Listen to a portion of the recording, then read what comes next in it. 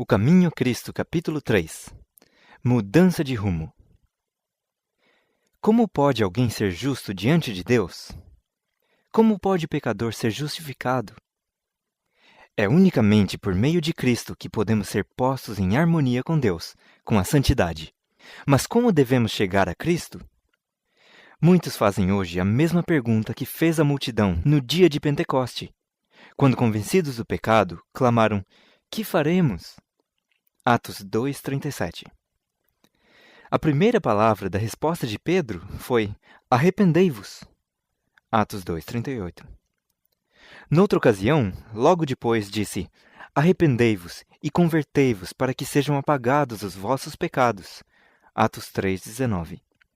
O arrependimento compreende tristeza pelo pecado e afastamento do mesmo. Não renunciaremos ao pecado enquanto não reconhecermos a sua malignidade. Enquanto dele não nos afastarmos sinceramente, não haverá em nós uma mudança real da vida. Muitos há que não compreendem a verdadeira natureza do arrependimento. Multidões de pessoas se entristecem pelos seus pecados, efetuando mesmo exteriormente uma reforma, porque receiam que seu mau procedimento lhes traga sofrimentos. Mas não é este o arrependimento segundo o sentido que lhe dá a Bíblia. Lamentam antes os sofrimentos do que o próprio pecado. Tal foi a tristeza de Esaú, quando viu que perdera para sempre o direito da primogenitura. Balaão, aterrado à vista do anjo que se lhe pusera no caminho com a espada alçada, reconheceu seu pecado porque temia que devesse perder a vida. Não teve, porém, genuíno arrependimento do pecado, nem mudança de propósito ou aborrecimento do mal. Judas Iscariotes, depois de haver traído seu Senhor, exclamou: "Pequei, traindo sangue inocente." Mateus 27:4.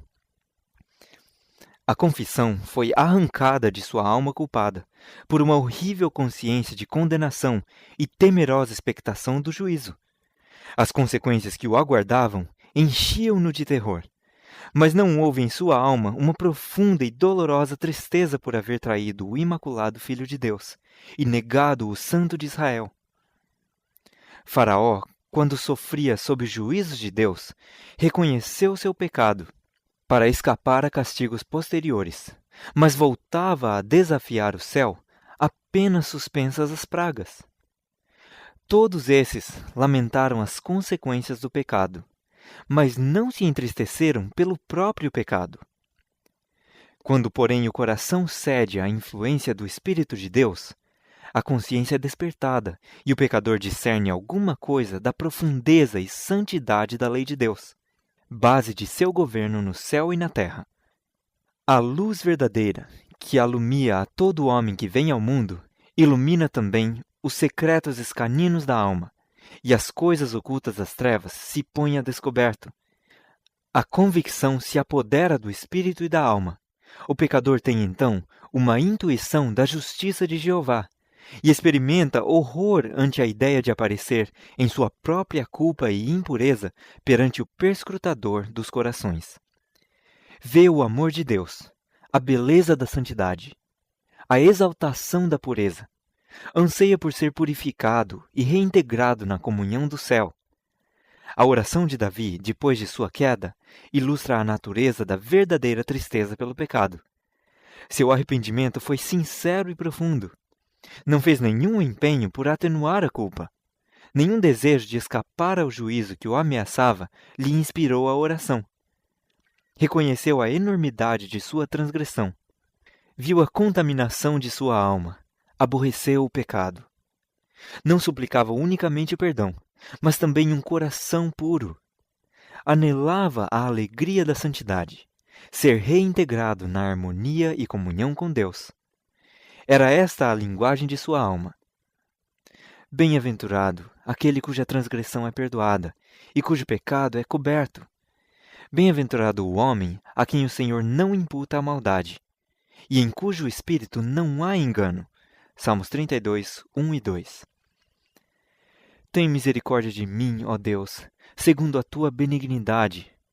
Apaga as minhas transgressões, segundo a multidão das tuas misericórdias. porque eu conheço as minhas transgressões, e o meu pecado está sempre diante de mim. Purifica-me com o hisopo, e ficarei puro. Lava-me, e ficarei mais alvo do que a neve. Cria em mim, ó Deus, um coração puro, e renova em mim um espírito reto. Não me lances fora da tua presença, e não retires de mim o teu Espírito Santo. Torna a dar-me a alegria da tua salvação, e sustém-me com um espírito voluntário. Livra-me dos crimes de sangue, ó Deus, Deus da minha salvação, e a minha língua louvará altamente a tua justiça. Salmo 51, 1, 3 e 7, 10 a 12 e 14. Arrependimento como esse está além de nossas forças realizar, e só é obtido por meio de Cristo, que subiu ao alto e deu dons aos homens. Exatamente aqui está o ponto em que muitos erram, sendo por isso privados de receber o auxílio que Cristo lhes desejava conceder. Pensam que não podem chegar a Cristo sem primeiro arrepender-se, e que é o arrependimento que os prepara para o perdão de seus pecados. É certo que o arrependimento precede o perdão dos pecados, pois unicamente o coração quebrantado e contrito é que sente a necessidade de um Salvador. Mas terá o pecador de esperar até que se tenha arrependido antes de poder chegar-se a Jesus? Deve fazer-se do arrependimento um obstáculo entre o pecador e o Salvador? A Bíblia não ensina que o pecador tenha de arrepender-se antes de poder aceitar o convite de Cristo. Vinde a mim, todos os que estáis cansados e oprimidos, e eu vos aliviarei. Mateus 11, 28. É a virtude que emana de Cristo que conduz ao genuíno arrependimento. Pedro elucidou este ponto em sua declaração aos israelitas, dizendo: Deus, com a sua destra, o elevou a príncipe e salvador, para dar a Israel o arrependimento e remissão dos pecados. Atos 5:31. Assim como não podemos alcançar perdão sem Cristo, também não podemos arrepender-nos sem que o Espírito de Cristo nos desperte a consciência. Cristo é a fonte de todo bom impulso. Ele unicamente é capaz de implantar no coração a inimizade contra o pecado. Todo desejo de verdade e pureza, toda convicção de nossa própria pecaminosidade é uma evidência de que seu Espírito está operando em nosso coração. Jesus disse: Eu, quando for levantado da terra, a todos atrairei a mim. João 12:32. Cristo tem de revelar-se ao pecador como Salvador, morto pelos pecados do mundo. E ao contemplarmos o Cordeiro de Deus sobre a cruz do Calvário, começa a desdobrar-se ao nosso espírito o mistério da redenção, e a bondade de Deus nos leva ao arrependimento. Morrendo pelos pecadores, Cristo manifestou um amor que é incompreensível. E esse amor, ao ser contemplado pelo pecador, abranda-lhe o coração, impressionando-lhe o espírito e inspira-lhe à alma contrição. É verdade que os homens às vezes se envergonham de seus caminhos pecaminosos e renunciam a alguns de seus maus hábitos antes de estar conscientes de que estão sendo atraídos a Cristo. Quando quer, porém, que façam um esforço para reformar-se, movidos do desejo sincero de proceder bem, é sempre o poder de Cristo que os está atraindo. Uma influência para eles desconhecida lhes opera na alma, despertando-lhes a consciência e sua vida exterior emenda-se. Quando Cristo os atrai, levando-os a olhar à sua cruz, para contemplar aquele que os seus pecados ali cravaram, o mandamento desperta na consciência. É-lhes revelada a pecaminosidade de sua vida, o pecado que se acha arraigado em sua alma. Começam a compreender alguma coisa da justiça de Cristo e exclamam: que é o pecado que devesse exigir tão grande sacrifício para a redenção de sua vítima? Acaso se fez preciso todo esse amor, todo esse sofrimento, toda essa humilhação, para que não perecêssemos, mas tivéssemos vida eterna? Poderá o pecador resistir a esse amor? Poderá recusar-se a ser atraído para Cristo? Se, porém, não se opuser, será levado para ele. O conhecimento do plano da salvação leva-lo-á ao pé da cruz, arrependido de seus pecados que causaram os sofrimentos do amado Filho de Deus. O mesmo poder divino que opera nas coisas da natureza fala ao coração dos homens, neles criando um desejo inexprimível de algo que não possuem. As coisas do mundo não podem satisfazer aos seus anseios. O Espírito de Deus insta com eles, a fim de que só busquem aquelas que unicamente podem proporcionar paz e descanso, a graça de Cristo, a alegria da santidade. Por influências visíveis e invisíveis, nosso Salvador está a operar constantemente para atrair o espírito dos homens dos prazeres do pecado que não satisfazem para as infinitas bênçãos que nele podem possuir. A todas essas almas, que em vão buscam mitigar a sede nas rotas cisternas deste mundo, dirige-se a mensagem divina. Quem tem sede, venha, e quem quiser, tome de graça da água da vida. Apocalipse 22:17. Vós, que suspirais por alguma coisa melhor do que as que este mundo oferece, reconhecei nesse anelo a voz de Deus à vossa alma.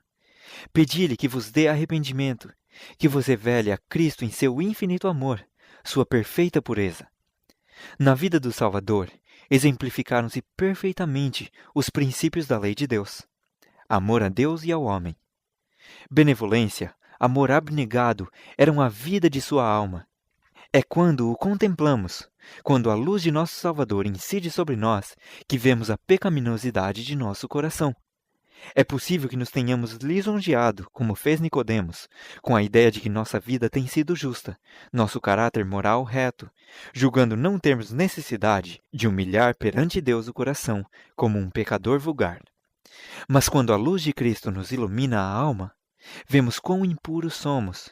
Discernimos o egoísmo dos nossos motivos, nossa inimizade contra Deus, que tem imaculado todos os atos de nossa vida. Reconheceremos então que nossa própria justiça é na verdade como trapos imundos, e unicamente o sangue de Cristo nos pode lavar da mancha do pecado e renovar-nos o coração à sua semelhança. Um raio da glória divina, um vislumbre da pureza de Cristo que nos penetre na alma, tornará dolorosamente visível toda a mancha do pecado, pondo a descoberto a deformidade e defeitos do caráter humano. Torna patentes os desejos profanos, a infidelidade do coração, a impureza dos lábios.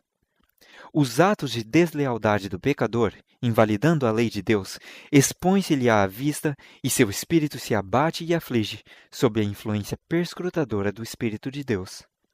Aborrece-se a si mesmo ao contemplar o puro, imaculado caráter de Cristo. Quando o profeta Daniel contemplou a glória que cercava o mensageiro celeste que lhe foi enviado, ficou dominado de um sentimento de sua própria fraqueza e imperfeição. Descrevendo o efeito da cena maravilhosa, diz ele: não ficou força em mim, e transmudou-se em mim a minha formosura em desmaio, e não retive força alguma. Daniel 10:8. A alma, assim comovida, odiará seu egoísmo, aborrecerá seu amor próprio e buscará pela justiça de Cristo a pureza de coração que está em harmonia com a lei de Deus e o caráter de Cristo. Diz Paulo que, segundo a justiça que há na lei, no que respeita aos atos exteriores, ele era irrepreensível. Quando, porém, chegou a discernir o caráter espiritual da lei, reconheceu-se pecador. Julgado pela letra da lei, segundo os homens a aplicam à vida exterior, havia se afastado do pecado. Mas quando olhou as profundezas dos santos preceitos e se viu a si próprio como o via Deus, prostrou-se, humilde, e confessou a culpa. Diz ele: eu, nalgum tempo, vivia sem lei, mas vindo o mandamento, reviveu o pecado, e eu morri. Romanos 7:9. Quando viu a natureza espiritual da lei, o pecado se lhe apresentou em toda a sua verdadeira hediondez, e desvaneceu-se-lhe o amor próprio. Deus não considera todos os pecados igualmente graves. Há aos seus olhos, como aos do homem, gradações de culpa. Por mais insignificante, porém, que este ou aquele mau ato possa parecer aos olhos humanos, pecado algum é pequeno à vista de Deus. O juízo do homem é parcial, imperfeito, mas Deus avalia todas as coisas como são na realidade. O bêbado é desprezado e disse-lhe que seu pecado o excluirá do céu, ao passo que o orgulho, o egoísmo e a cobiça muitas vezes não são reprovados. No entanto, esses são pecados especialmente ofensivos a Deus, pois são contrários à benevolência de seu caráter e àquele desinteressado amor que é a própria atmosfera do universo não caído. A pessoa que cai em algum pecado grosseiro sente talvez sua vergonha e miséria, e sua necessidade da graça de Cristo. Mas o orgulho não sente necessidade alguma, e assim fecha o coração a Cristo e às infinitas bênçãos que veio dar. O pobre publicano que orava, ó Deus, tem misericórdia de mim, pecador, considerava-se homem muito ímpio, e outros assim o consideravam também. Mas sentia a sua necessidade, e arcando ao peso da culpa e da vergonha, veio perante Deus, pedindo-lhe misericórdia.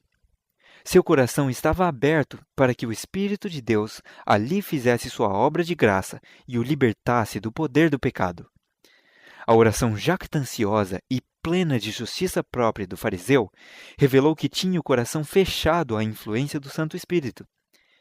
Pela distância em que se achava de Deus, não percebia sua própria corrupção, em contraste com a perfeição da santidade divina. Não sentia necessidade de coisa alguma, e coisa alguma recebeu. Quando virdes vossa pecaminosidade, não espereis até que vos tenhais melhorado. Quantos há que julgam não ser suficientemente bons para ir a Cristo? Tendes esperança de tornar-vos melhor mediante vossos próprios esforços? Pode o etíope mudar a sua pele, ou o leopardo as suas manchas? Nesse caso, também vós podereis fazer o bem, sendo ensinados a fazer o mal. Jeremias 13:23. Só em Deus é que há socorro para nós. Não devemos esperar persuasões mais fortes, melhores oportunidades ou um temperamento mais santo. De nós mesmos, nada podemos fazer. Temos de ir a Cristo exatamente como nos achamos. Mas ninguém se iluda com o pensamento de que Deus, em seu grande amor e misericórdia, salvará ainda mesmo os que lhe rejeitam a graça. A tremenda malignidade do pecado só pode ser avaliada em face da cruz. Se os homens insistem em que Deus é bom demais para rejeitar o pecador, olhem eles ao Calvário. Foi por não haver outro meio de salvar o homem e por ser impossível, sem esse sacrifício, escapar o gênero humano ao poder corruptor do pecado e ser restaurado à comunhão com seres santos, impossível tornarem-se os homens de novo participantes da vida espiritual. Foi por isso que Cristo tomou sobre si a culpa dos desobedientes e sofreu em lugar dos pecadores. O amor, sofrimento e morte do Filho de Deus atestam a terrível enormidade do pecado e revelam que não há escape de seu poder, nem esperança da vida mais elevada, senão pela submissão da alma a Cristo. O impenitente escusa-se às vezes dizendo de professos cristãos: sou tão bom como eles. Não são mais abnegados, nem mais sóbrios ou circunspectos em sua conduta do que eu. Amam os prazeres e são condescendentes consigo mesmos, da mesma maneira que eu. Tornam assim as faltas dos outros uma desculpa para a sua própria negligência do dever. Mas os pecados e defeitos alheios não excusam a pessoa alguma, pois o Senhor não nos deu um modelo falível e humano. O imaculado Filho de Deus é que nos foi dado para exemplo, e os que se queixam do mau procedimento de professos cristãos são justamente os que deveriam apresentar melhor vida e mais nobre exemplo. Se tem tão elevado conceito do que deve ser o cristão, não será tanto maior o seu próprio pecado? Sabem o que é justo, todavia se recusam a fazê-lo. Guardai-vos da procrastinação. Não adieis a obra de abandonar vossos pecados e buscar por Jesus a pureza de coração. Nisto é que milhares e milhares têm errado, para sua perda eterna.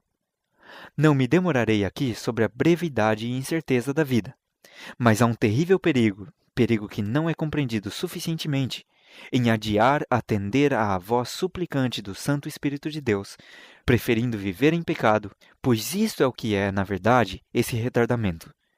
Só com o risco de infinita perda é que podemos condescender com o pecado, por pequenino que seja. O que nós não vencermos, vencer-nos-á a nós, operando nossa destruição. Adão e Eva persuadiram-se de que de questão tão insignificante como fosse comer do fruto proibido, não poderiam resultar tão terríveis consequências como as de que Deus os avisara. Mas essa questão insignificante constituía uma transgressão da imutável e santa lei divina e separou o homem de Deus, abrindo os diques da morte e trazendo sobre o mundo misérias indizíveis. Século após século tem subido da terra um contínuo grito de lamento, e toda a criação geme aflita em resultado da desobediência do homem. O próprio céu sentiu os efeitos de sua rebelião contra Deus. O Calvário aí está como um monumento do estupendo sacrifício exigido para expiar a transgressão da lei divina. Não consideremos o pecado coisa trivial. Cada ato de transgressão, cada negligência ou rejeição da graça de Cristo recai sobre vós mesmos, endurece o coração, deprava a vontade, entorpece o entendimento, tornando-vos não só menos inclinados a ceder à eterna súplica do Santo Espírito de Deus, como também menos capazes de o fazer. Muitos tranquilizam a consciência perturbada, com o pensamento de que poderão mudar o seu ímpio procedimento quando bem o quiserem, que podem acolher levianamente o convite da misericórdia e, contudo, não deixar de serem impressionados repetidamente. Julgam que depois de haverem desprezado o Espírito da graça, depois de haverem posto sua influência do lado de Satanás, em um momento de terrível aflição, poderão mudar sua vida. Mas isto não é tão fácil. A experiência, a educação de toda uma vida, moldou o caráter de tal maneira que poucos há que então desejam receber a imagem de Jesus. Um mau traço de caráter que seja, um só desejo pecaminoso, acariciado persistentemente, acabará neutralizando todo o poder do Evangelho. Toda condescendência pecaminosa fortalece a aversão da alma para com Deus. O homem que manifesta uma incredulidade obstinada ou uma estulta indiferença para com a verdade divina está apenas colhendo aquilo que ele mesmo semeou.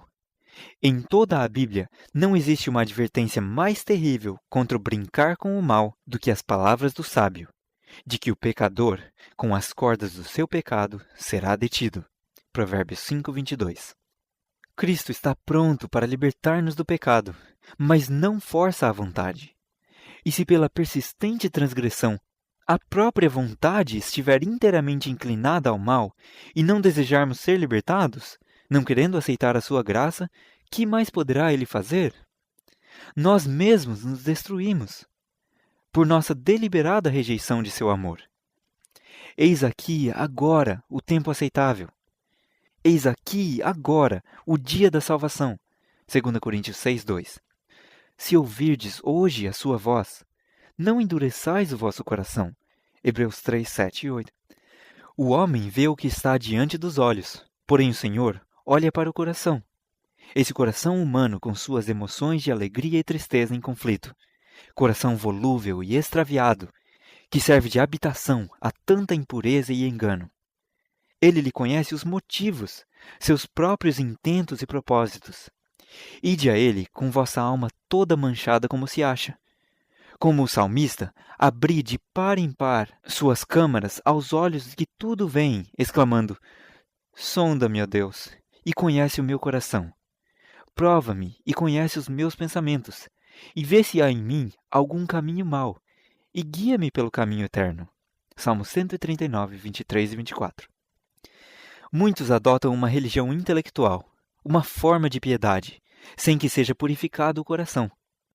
Seja a vossa prece: cria em mim, ó Deus, um coração puro, e renova em mim um espírito reto. Salmo 51, 10. Tratai sinceramente com vossa alma. Sede fervorosos e constantes, como se estivesse em jogo vossa vida mortal. Esta é uma questão que tem de ser resolvida entre Deus e vossa alma, e resolvida para a eternidade. Uma esperança meramente suposta demonstrar-se-á vossa ruína. Estudai com oração a palavra divina. Ela vos apresenta, na lei de Deus e na vida de Cristo, os grandes princípios da santidade, sem a qual ninguém verá o Senhor. Hebreus 12, 14. Convence do pecado, revela claramente o caminho da salvação. dai-lhe ouvidos, como a voz de Deus falando à vossa alma. Ao verdes a enormidade do pecado, ao vos verdes a vós mesmos, tais quais sois, não vos entregueis ao desespero. Foi para salvar a pecadores que Cristo veio. Não somos nós os que devemos reconciliar a Deus conosco. Mas, ó maravilhoso amor, Deus em Cristo está reconciliando consigo o mundo. 2 Coríntios 5,19. Está procurando atrair, por seu terno amor, o coração de seus filhos erradios. Nenhum pai terrestre poderia ser tão paciente com as faltas e erros de seus filhos como o é Deus com os que busca salvar. Ninguém poderia instar mais ternamente com o transgressor. Jamais lábios humanos dirigiram ao extraviado súplicas mais ternas do que ele. Todas as suas promessas, suas admoestações, não são senão suspiros de um amor inexprimível. Quando Satanás se chega para vos dizer que sois grande pecador, erguei os olhos ao vosso Redentor e falai de seus méritos. O que vos ajudará é olhar para a sua luz. Reconhecei vossos pecados, mas dizei ao inimigo que Cristo Jesus veio ao mundo para salvar os pecadores, e que por seu inefável amor podereis ser salvos. Jesus dirigiu a Simão uma pergunta acerca de 2 devedores. Um devia ao seu senhor uma soma pequena, e o outro uma importância muito grande, mas perdoou a dívida a ambos. Cristo perguntou então a Simão qual dos devedores mais amaria ao seu senhor. Simão respondeu: tenho para mim que é aquele a quem mais perdoou. Lucas 7,43. Fomos grandes pecadores, mas Cristo morreu para que fôssemos perdoados. Os méritos de seu sacrifício são suficientes para serem apresentados ao Pai em nosso favor. Aqueles a quem mais perdoou, mais o hão de amar, e mais próximos de seu trono se hão de achar, para o louvar por seu grande amor e infinito sacrifício. É quando mais plenamente compreendemos o amor de Deus que melhor reconhecemos a malignidade do pecado. Quando reconhecermos a extensão do cabo que para nós foi descido, quando compreendermos alguma coisa do infinito sacrifício que Cristo fez em nosso favor, o coração se desfará em ternura e contrição. O fim do capítulo 3 do Caminho a Cristo.